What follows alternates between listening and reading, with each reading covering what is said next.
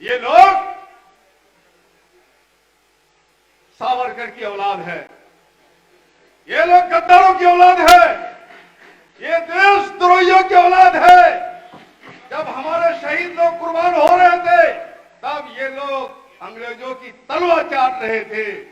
जो लोग खुद अध्यक्ष महोदय मीर जाफर की औलाद हैं, बांग्लादेशी औलाद हैं, औरंगजेब की औलाद हैं, मार्क्स लेनिन की औलाद है, जिन्ना की औलाद है, ऐसे लोग आरएसएस और भारतीय जनता पार्टी पर आवाज उठाते हैं। ऐसे देशद्रोही लोग, ऐसे जो है जिन्ना की औलाद, ऐसा बांग्लादेशी कहा गया हो, कहा गया हो महबूब आलम कहा गया अध्यक्ष महोदय, अध्यक्ष महोदय वो महबूब आलम कहा गया, कहा गया बांग्लादेशी की औलाद है, सारा बांग्लादेशी की औलाद कहा गया, वो बांग्लादेशी की औलाद महबूब आलम कहा गया अध्यक्ष महोदय। चलिए महबूब साहब। महोदय मैं आपका शुक्रिया अदा करना चाहता हूं महोदय कि आपने मुझे बोलने का मौका दिया। अचानक मैं राज्यपाल के अभिभाषण पर निवास प्रस्ताव में अपनी बात बोलने के लिए खड़ा हुआ महोदय। अच्छा होता कि विपक्ष के लोग रहते, उनको सच्चाई से रूबरू किया जाए। महोदय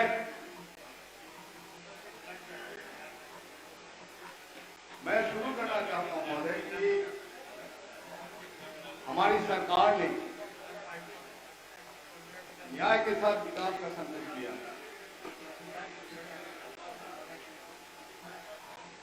महोदय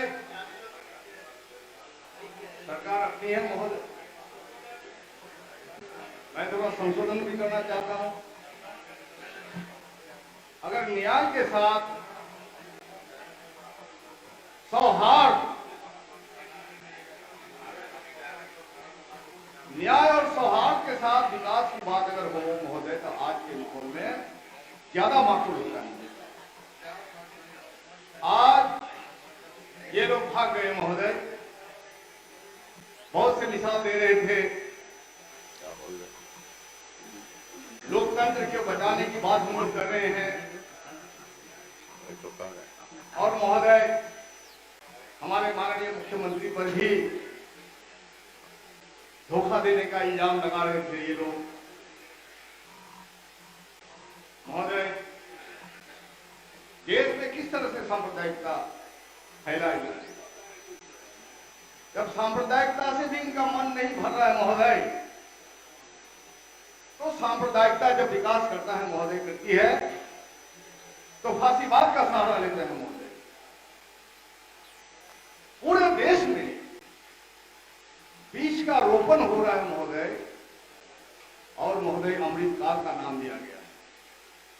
इसी अमृत काल में महोदय 15 अगस्त के दिन बिल्किस बानो के हत्यारों की रिहाई इन बेशरम भाजपाइयों ने की है महोदय।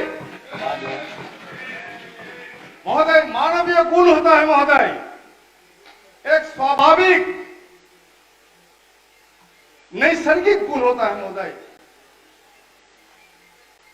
गुनाह करने वाला शर्मसार होता है महोदय, गुनाह करने वालों की आंखें महोदय झुकी हुई होती है। लेकिन महोदय ये लोग तो बेशर्म ही नहीं, इन लोगों ने जो बुलडोजर राज चलाने की शुरुआत की है महोदय, तो गरीबों की झोपड़ी में सिर्फ बुलडोजर नहीं चलाया, बल्कि मां बेटी को जिंदा जला दिया गया, दरिंदगी की हद को पार कर दिया महोदय। यह है इन लोगों का आचरण, यह है इन लोगों का चरित्र।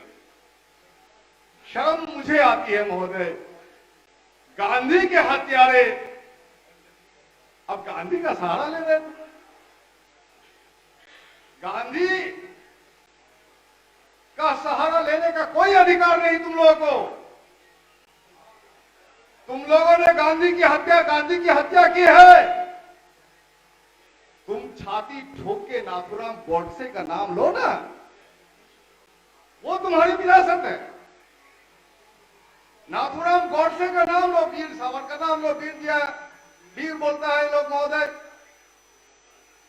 जब इस देश को आजाद करने के लिए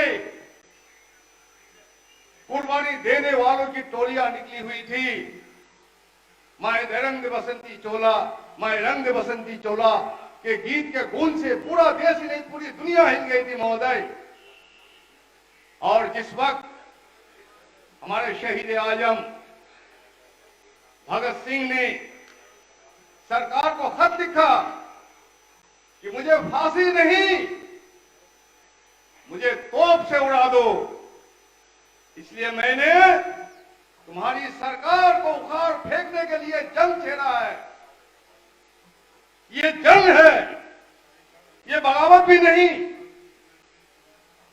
और कोई अपराध की घटना नहीं। जब अपराध की घटनाएं घटती है, हत्या होता है, तो उन्हें फांसी दी जाती है। और मैंने तुम्हारी सरकार को उखाड़ फेंकने के लिए हिंदुस्तान सोशलिस्ट रिपब्लिकन एसोसिएशन के तहत जो हमारी सरकार है, और उस समय कमांडर इन चीफ हूं हिंदुस्तान सोशलिस्ट रिपब्लिकन आर्मी के तरफ से, मैं मांग करता हूं कि हमें फांसी देके हमें जलील मत करो, बल्कि हमें तोप से उड़ा दो। और इन लोगों का है सावरकर जी, जो माफी मांगते मांगते थक गए, शर्म मगर इन लोगों को नहीं आती। ये लोग सावरकर की औलाद है, ये लोग गद्दारों की औलाद है, ये देशद्रोहियों की औलाद है। जब हमारे शहीद लोग कुर्बान हो रहे थे, तब ये लोग अंग्रेजों की तलवार चाट रहे थे। इसलिए हमारे मुख्यमंत्री बार बार कहते हैं, आजादी की लड़ाई में तुम लोग का क्या हिस्सा है, क्यों नहीं बोलते हो? चलिए ठीक है, हमारे वीर वल्लभ भाई पटेल का सहारा लेते हैं, वो हमारी विरासत। सुभाष चंद्र बोस का सहारा लेते, वो हमारी विरासत है। तुम्हारे पास तो कोई है नहीं तलवार चाटने के सिवा महोदय। इसलिए महोदय, हाल ही में महोदय इन लोगों ने, इनके प्रधानमंत्री जो लफाजी के बल पर कुछ वक्त के लिए देश को गुमराह करने में कामयाब हो गए हैं, और ये पार्लियामेंट में छाती ठोक रहे थे, एक अकेला छाती ठोक रहे थे, और कोई नहीं है महोदय इसके पीछे। इनके पास सिर्फ मुसलमान के खिलाफ बोलने के सिवा कुछ नहीं है, और मुसलमान के खिलाफ बोलने का प्रतीक बना दिया पाकिस्तान को। पाकिस्तान से हमारा क्या लेना देना है महोदय? मैं घोषणा करता हूं कि हिंदुस्तान एक बेहतर मुल्क है, हिंदुस्तान एक बेहतर मुल्क है। हम जैसे लोग यकीनन वैसी जगह में सांस नहीं ले सकते थे महोदय। महोदय, अजीमुल्लाह खान ने कहा, हम हैं इसके मालिक, हिंदुस्तान हमारा है, पाक वतन है कौम का, जन्नत से भी प्यारा। महोदय, खुलेआम जब अशफाकुल्लाह खान जेल में थे, उस वक्त 1925 के इंजीनियर थे महोदय। आज एक इंजीनियर का, जेई का मुंशी करोड़ों में खेलते हैं। उस वक्त अशफाकुल्लाह खान को अंग्रेजों ने कहा, तुम एक सफेद कागज में दस्तखत कर दो, तुम्हें अमेरिका भेज दिया जाएगा और तुम्हारी सुरक्षा की गारंटी के साथ मौज करोगे। उनका एक क्रांतिकारी दोस्त था महोदय, पंजाब का केदारनाथ सहगल। केदारनाथ सहगल ने कहा उसे, कहे अशफाक, मुझे बहुत से अफगानियों से दोस्ती है, अगर तुम चाहो तो मैं तुम्हें अफगानिस्तान से सोवियत रूस भेज दूंगा। अशफाकुल्लाह खान ने कहा, महोदय कि मैं भागना नहीं चाहता हूं, अरे कम से कम एक मुसलमान को तो देश की फांसी पर चढ़ने दो, शहीद होने दो। अगर मैं भाग गया तो कयामत तक हमारी कौम जो मुसलमान है ये बदनाम हो जाएगी। ये विरासत है हमारी महोदय, ये विरासत है महोदय। महोदय 1857 का महासमर, कौन था इसका आदमी? नाम बताए, चुनौती दे रहे हैं हम लोग, और ये चुनौती बिहार की जनता ने देना शुरू कर दिया। 1857 के महासमर में तमाम क्रांतिकारियों ने एक 85 साल के बूढ़ा बहादुर शाह जफर को महोदय आग्रह किया कि आप हमारी रहनुमाई कीजिए। और 85 साल के एक बूढ़े की ताकत क्या होती है महोदय?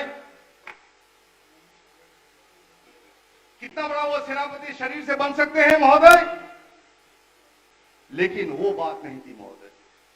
पूरे हिंदुस्तान की गंगा जमनी तहजीब के प्रतीक के रूप में उनको देखा गया और उन्होंने कबूल किया उस जंग को नेतृत्व देने के लिए।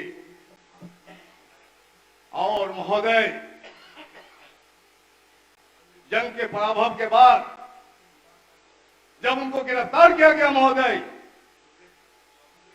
और जब उनको भूख लगी, उन्होंने नाश्ते का तलब किया, तो सोने की तश्तरी में उनके 2 बेटे का कटा हुआ सर उसके सामने पेश किया गया। उन्होंने कहा महोदय, मुगलों के शहजादे ऐसे ही देश में कुर्बान होने के लिए अपने बाप के पास सुर्खरू होके आते हैं। कहां है महोदय ये लोग गद्दार? वो बहादुर शाह जफर ने कहा महोदय, हिंदियों में वो रहेगी जब तक ईमान की, तख्त लंदन तक चलेगी एक हिंदुस्तान की। आज महोदय मैं यह कहना चाहता हूं, हिंदियों का प्रतीक बिहारियों में वो रहेगी जब तक ईमान की, तख्त दिल्ली तक चलेगी तेग हिंदुस्तान की। महोदय ये छाती ठोकता है, 56 इंच का सीने की बात करता है महोदय। महोदय सेना के सम्मान की बात करते हैं महोदय। किसने सेना का अपमान किया? अभी हाल ही में महोदय इनके जयशंकर ने प्रेस कॉन्फ्रेंस करके कहा, भले ही चीन हमारी सरहद में घुसा हुआ हो, लेकिन चीन हमसे बहुत बड़ी अर्थव्यवस्था वाला देश है, इसलिए हम उन्हें कुछ नहीं कर सकते। महोदय ये सेना का अपमान है, ये सेना का अपमान है महोदय। अग्निवीर योजना के तहत इन्होंने सेना का अपमान ही नहीं किया, बल्कि लाखों बेरोजगारों का अपमान किया, नौजवानों का अपमान किया कि सुबह शादी भोर 4 बजे उठ के जो दौड़ते हैं कि वतन के राह पर कुर्बान होने की तमन्ना रखते हैं, साथ साथ रोजी रोटी का भी कुछ इंतजाम हो जाएगा। इन लोगों का अपमान है महोदय। इसलिए महोदय हम तो महोदय आज चूंकि वक्त हो गया था, नहीं बचा हुआ है, लेकिन मानसिक रूप से महोदय प्रस्तुत नहीं थे हम महोदय इनको याद दिलाना चाहेंगे कि हमारे माननीय मुख्यमंत्री पर धोखा का इल्जाम लगा रहे थे। शर्म नहीं है इन लोगों को? अरे महोदय ये लोग विश्वासघाती है। बिहार के विकास के लिए जब महोदय इन लोगों के साथ हमारे माननीय मुख्यमंत्री सरकार चला रहे थे, तब ये लोग उनकी पीठ के पीछे छुरा भोंक रहे थे। मुंह में राम, बगल में छुरी, यही है महोदय इन लोगों का आचरण। महोदय हम माननीय मुख्यमंत्री को बहुत बहुत धन्यवाद देना चाहते हैं कि ऐसे नाजुक वक्त में जो माननीय मुख्यमंत्री ने फैसला लिया ऐसे शैतानों से अलग थलग होने का और महागठबंधन के साथ गठबंधन को एकजुट करके हिंदुस्तान की आजादी जो खतरे में है, संविधान जो खतरे में है, जुडिशियरी की स्वतंत्रता जब खतरे में है, लोकतंत्र खतरे में है, महोदय ऐसे समय में उनकी हिम्मत की मैं दाद देता हूं महोदय। हम महोदय उनकी हिम्मत की दाद देते हैं महोदय, लेकिन साथ साथ महोदय हम लोग को चौकस भी रहना होगा। महोदय हमारे मुख्यमंत्री को हम बधाई देना चाहते हैं कि बिहार में 50% पंचायती राज चुनाव में महिलाओं को आरक्षण दिया गया है महोदय, लेकिन इन महिलाओं को वो सम्मान नहीं मिलता है महोदय। आरक्षण का ही सवाल नहीं है, उनके सम्मान का भी सवाल है। चाहे जिला परिषद की बैठक हो या पंचायत समिति की बैठक हो, उन बैठकों में उनकी उपस्थिति की गारंटी महोदय होनी चाहिए। प्रशासन के पदाधिकारियों को ये निर्देश जाना चाहिए कि जब निर्णायक कोई अथॉरिटी की बैठक होती है, कोई निकाय शासन की बैठक होती है, उसमें हमारी जो प्रतिनिधि है, हमारी माँ बहनें हैं, बिल्कुल ये सक्षम है महोदय। हिंदुस्तान में हमारी महारानी लक्ष्मीबाई ने साबित कर दिया, उससे पहले महोदय रजिया सुल्तान ने साबित कर दिया, उसके बाद महोदय 1857 के महासमर में हजरत मान ने यह साबित कर दिया कि महिलाएं कितनी सक्षम है, कितनी सशक्त है और फौज का निर्माण करके फौज का रहनुमाई भी कर सकती है। इसलिए महोदय जब तक हमारी माँ बहनों को बैठकों में माननीय नेता महबूब साहब, अब आपका समय मतलब समाप्त हो गया। मैं चाहूंगा करते हैं महोदय, कागनीवीर में जितने नौजवानों पर मुकदमे हुआ है महोदय, उन मुकदमे को वापस लिया जाए महोदय। रोजगार के लिए जिन नौजवानों रेल आंदोलन किया महोदय, उन पर जो मुकदमे हुए वो मुकदमे वापस हो महोदय। केंद्र की साजिश को समझने की जरूरत है। आपने बहुत अच्छे तरीके से अपने बात को रखने का काम किया, आपको धन्यवाद। और अब हम चाहेंगे कि आप अपना स्थान अब ग्रहण करें। महोदय मेरा लिखा हुआ है महोदय, इसको हाँ दे दीजिए, महोदय बना दिया जाए महोदय। माननीय सदस्यगण, महामहिम राज्यपाल के अभिभाषण के लिए प्रस्तुत धन्यवाद प्रस्ताव पर वाद विवाद कल दिनांक 1 मार्च 2023 को भी जारी रहेगा। माननीय सदस्यगण, आज दिनांक 28 फरवरी 2023 के लिए स्वीकृत निवेदनों की कुल संख्या 12 है। अगर सदन की सहमति हो तो इन्हें संबंधित विभागों को भेज दिया जाए। नेशनल दस्तक की आपसे गुजारिश है कि अगर इसको बचाना चाहते हैं तो नेशनल दस्तक को सब्सक्राइब करने के लिए रेड कलर के सब्सक्राइब बटन को दबाएं, फिर बेल आइकन की घंटी दबाएं। नेशनल दस्तक को बचाने के लिए बहुत जरूरी है कि हर खबर को शेयर करें, लाइक करें, कमेंट जरूर करें।